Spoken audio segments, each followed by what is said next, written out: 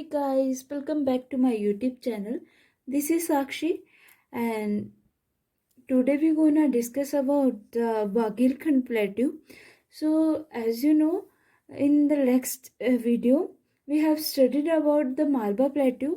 और मैं आपको गाइस, अगर आप इस चैनल पे न्यू हैं तो मैं आपको बता दूं कि हम यहाँ पे इंडियन ज्योग्राफी के बारे में स्टडी कर रहे हैं, जिसमें हम स्टडी कर रहे थे डिवीजन ऑफ द इंडिया। जो फिजिकल डिवीज़न है इसके, वो 5 डिफरेंट पार्ट्स में डिवाइड हुए हैं, जिसका मैंने हिमालय पार्ट और north Indian plain, island and coast line जो है वो मैं आपको, कोस्टल प्लेन जो होता है वो मैं ये चारों आपको करवा चुकी हूँ। और पेनिनसुलर जो हमारा एक, और जो हमारा लास्ट जो पेनिनसुलर बचता है वो अब हम स्टडी कर रहे हैं। तो उसमें मैंने आपको बताया था लास्ट वीडियोस में कि पेनिनसुलर इंडिया जो है वो 2 टाइप्स में, डिफरेंट टाइप्स में डिवाइड हुआ है। फर्स्ट रहता है peninsular plateau and second is peninsular mountain. So जो पेनिनसुलर प्लेट्यू है वो भी 2 टाइप्स में डिवाइड होता है। एक होता है सेंट्रल हाईलैंड, सेकंड होता है डेक्कन प्लेट्यू।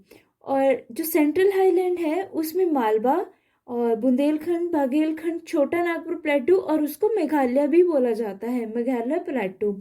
और जो डेक्कन प्लेट्यू है उनमें इंक्लूड होता है महाराष्ट्र, कर्नाटक और तेलंगाना प्लेट्यू। ओके, तो हमने मालवा जो प्लेट्यू है वो स्टडी कर लिया था। आज हम स्टडी करेंगे अब और बाघेलखंड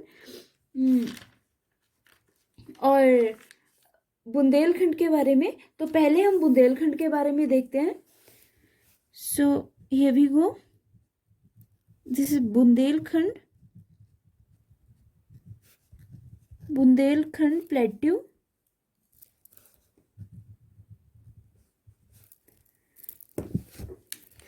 तो बुंदेलखंड में करेंगे पहले हम इसका जो पॉलिटिकली रीजन है, पॉलिटिकली मैंने आपको बताया था कि क्या होता है।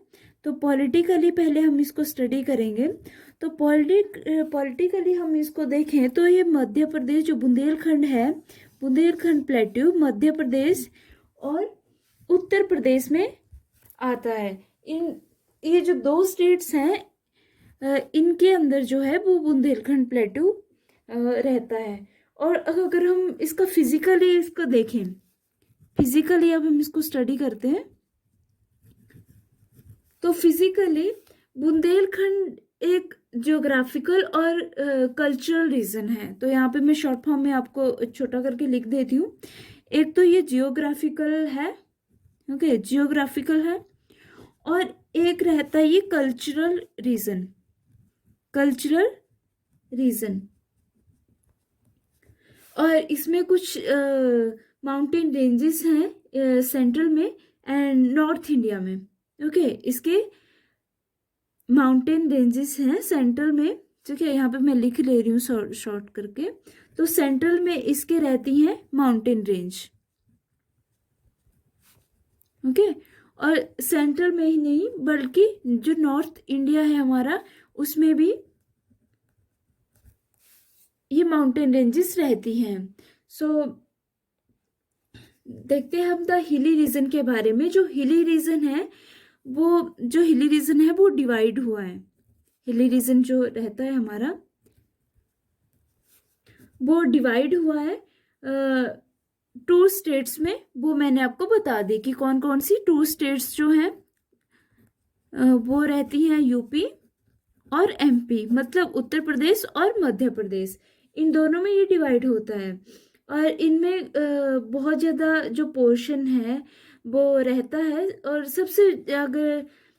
सबसे बड़ा जो रीजन है जो बुंदेलखंड प्लेट्यू में आता है वो रहता है हमारा झांसी। झांसी कहाँ है? अब ये जानते ही होंगे आप, ये यूपी में रहता है, यूपी में बिलोंग करता है। तो इसमें से मैंने आपको बताया कि इसमें से इम्पोर्टेंट क्वेश्चन ये बनता है, हमारा क्वेश्चन एक काफी इम्पोर्टेंट है ये झांसी रीजन वाला। तो इसमें से आपको एक क्वेश्चन आ सकता है कि बुंदेलखंड प्लेट्यू जो है उसका सबसे बड़ा रीजन कौन सा रहता है। ओके, तो इस टाइप के आपको क्वेश्चंस आ सकते हैं आपके कॉम्पिटिटिव एग्जाम्स में। तो गाइस पे ध्यान देना। इनकी सिचुएशन की बात होगी कि कहाँ सिचुएटेड है, और अब हम बात करते हैं कि ये अनदर जो यहाँ पे एक फैक्ट है कि जो सिचुएशन है इसकी, तो ये सिचुएट करता है over the Ganga basin. Over the कहाँ पे सिचुएट करेगा? Over the Ganga basin. Okay. And ये बना होता है ग्रेनाइट का, मेड अप ऑफ ग्रेनाइट, ठीक है। और कुछ रॉक्स होती हैं, ठीक है, कुछ रॉक्स होती हैं, हम ग्रेनाइट रॉक्स भी बोल सकते हैं। तो कुछ ऐसी रॉक्स होती हैं जिनसे ये बना होता है। और अगर हम इसके एवरेज एलिवेशन की बात करें, इस प्लेट्यू के यहाँ पे अब देखना, प्लेट्यू के अगर हम एवरेज एलिवेशन की बात करें तो क्या होता है? तो वो रहता है is in the range of इसकी रेंज जो रहती है वो रहती है 300 से 600 मीटर। ओके। जो प्लेट्यू है उसकी जो हम एवरेज एलिवेशन देख रहे हैं तो उसकी जो रेंज है वो 300 से 600 मीटर रहती है। और नेक्स्ट हम देखते हैं इसके कुछ ड्रेनेज सिस्टम है। तो इसका जो ड्रेनेज सिस्टम है ये जाता है सीधा बे ऑफ बंगाल में। ड्रेनेज सिस्टम है इसका, तो वो बे ऑफ बंगाल में ड्रेन होती है ये। ओके, जो रिवर्सेस से निकलती हैं। तो यहाँ पे आपके लिए क्वेश्चन पुट कर रही हूँ मैं, आप मेरे को कमेंट सेक्शन में ज़रूर बताएं अगर आपको समझ आया होगा। मैंने मालवा प्लेट्यू करवाया लास्ट वीडियो जो मैंने बनाई थी आपके लिए, उसमें हमने मालवा प्लेट्यू के बारे में स्टडी किया था। तो गाइज आप मेरे को आंसर करना कि जो उसका ड्रेनेज सिस्टम था, ओके, वो कौन कौन सी उसमें रिवर्स थी और वो कहाँ ड्रेन होती हैं, ओके, कौन सी साइड होती हैं ड्रेन। ओके, तो प्लीज़ आप मुझे कमेंट करके बताइए ताकि मुझे भी पता चले कि आपको मेरा पढ़ाया हुआ समझ आता है। सो अब नेक्स्ट देखते हैं हम कि इसके जो बॉर्डर हैं, बॉर्डर के बारे में बात करते हैं इसके। तो it is border by the Yamuna in the north. क्या है, अब मैं आपको इस तरह से बनाती हूँ। ये तो ये जो रहा, ये हमारा रहा बुंदेलखंड।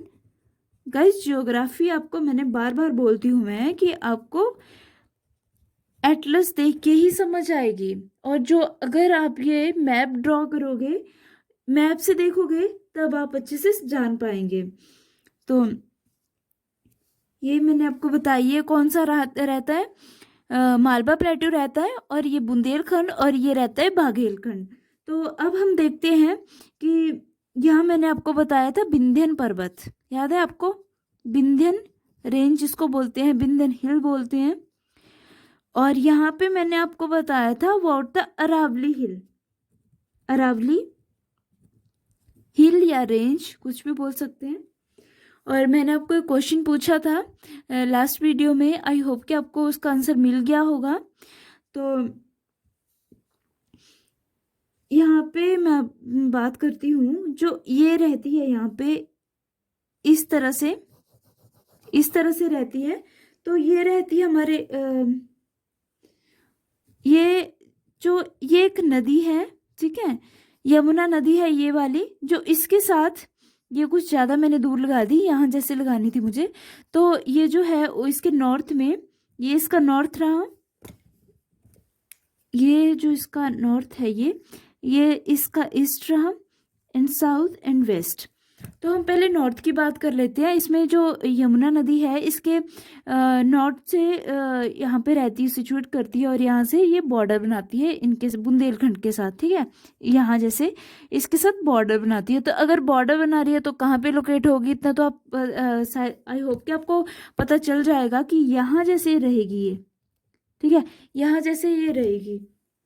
ये मेरे से गलती से ऊपर लगा दी मैंने, यहाँ जैसे ये रहेगी। और नेक्स्ट हम बात करते हैं कि इसके वेस्ट में कौन सी रिवर प्रेजेंट है। तो यहाँ पे जो प्रेजेंट है that is Chambal river, Chambal river. और गाइस आप मेरे को बताना कि चंबल रिवर जो है वो कहाँ ड्रेन होती है, प्लीज मुझे कमेंट करके बताएं। अगर आपको पता हो। और इसके साउथ में मैंने आपको बता दिया बिंदन हिल लोकेट करती है। और इस तरफ जो एक जगह है राजपीपली, ठीक है, राजपीपली, ये एक जगह है जो इसके ईस्ट में रहती है। तो आई होप कि आपको पता चल गया चीज़ें मैंने क्या बताई आपको कि इसके बॉर्डर कौन कौन से बनते हैं।